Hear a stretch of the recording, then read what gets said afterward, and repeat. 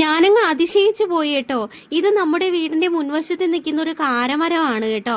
ഈ കാരമരത്തില് നിറയെ പൂക്കൾ വന്നിട്ട് അതങ്ങ് മഞ്ഞായിട്ട് പെയ്യുകയായിരുന്നു. സത്യം പറഞ്ഞ ഈ കുലുക്കിയിടുന്ന സമയത്തുണ്ടല്ലോ, സത്യത്തിൽ ഒരു മഞ്ഞ് പെയ്യുന്ന ഒരു ഫീലാണ് ഉണ്ടായത്. എനിക്ക് മാത്രമല്ല, വീട്ടിലെ മക്കൾക്കും അമ്മയ്ക്കും എല്ലാവർക്കും. അനിയനാണ് കേട്ടോ മുകളിൽ നിന്ന് ഇത് കുലുക്കി വിടുന്നത്. ഞാനൊന്ന് ജസ്റ്റ് ഒന്ന് കുലുക്കി വിട്ടാൽ നല്ല ഭംഗിയായിരിക്കുമല്ലോ എന്ന് പറഞ്ഞതാ. പിന്നെ ആകട്ടെ മൊത്തം മെത്ത വിരിച്ചതുപോലെയായിരുന്നു. പൂക്കളാകെ അങ്ങ് കൊഴിച്ചതല്ല, കൊഴിഞ്ഞ് വീണുകൊണ്ടിരുന്നതാണ്. ജസ്റ്റ് ഒന്ന് കുലുക്കിയപ്പോഴേക്കും എല്ലാം കൂടി ഇങ്ങ് താഴെ വീണു. എന്നാലും കുറവൊന്നുമില്ല, ഇപ്പോഴും ഉണ്ട് കേട്ടോ നിറയെ. ഈ പൂമഞ്ഞ് കാലമെല്ലാം ആസ്വദിച്ചുകൊണ്ട് നിന്നപ്പോഴാണ് താഴെ തൊടിയിൽ ഒരു പപ്പായ മരത്തിൽ പപ്പായ പഴുത്ത് നിൽക്കുന്നത് കണ്ടത്. പിന്നെ നേരെ അങ്ങോട്ട് വെച്ച് വിട്ടു. പപ്പായ പഴുത്തത് നമ്മൾ പറിച്ചെടുത്തു. പിന്നെ പാകമായത് പഴുപ്പിക്കാനും.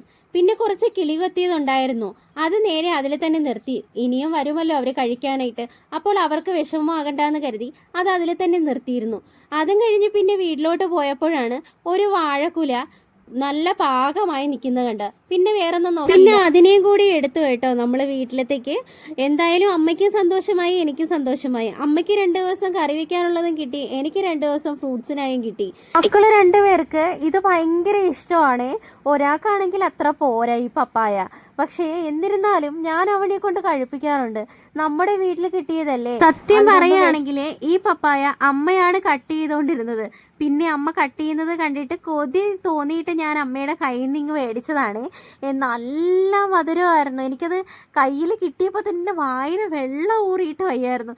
എന്തായാലും കഴിച്ച് നോക്കാമെന്നും പറഞ്ഞിങ്ങനെ കഴിച്ചപ്പോഴുണ്ടല്ലോ ഭയങ്കര മധുരമായിരുന്നു കേട്ടോ. നല്ല ഭയങ്കര മധുരം. ഞാൻ ഈ കഴിക്കുന്ന കണ്ടിട്ട് എൻ്റെ മോൻ എന്നോട് ചോദിക്കുകയാണ്, അമ്മ ഞങ്ങൾക്കൊന്നും ഇല്ലേന്ന്. പിന്നെ ഞാൻ അവനെയും വിഷമിപ്പിച്ചില്ല. എന്തായാലും മോനും കൊടുത്തു. അത് കഴിഞ്ഞിട്ട് പിന്നെ നമ്മളെല്ലാവരും കഴിച്ചു. എല്ലാവരും ഓരോ പീസായിട്ട് എടുത്തെടുത്ത് കഴിച്ചു. അപ്പോൾ ഇന്നത്തേക്ക് ഇത്രയേ ഉള്ളൂ. ഇനി അടുത്ത വീഡിയോയുമായി വരുന്നവരേക്കും tata bye bye, see U.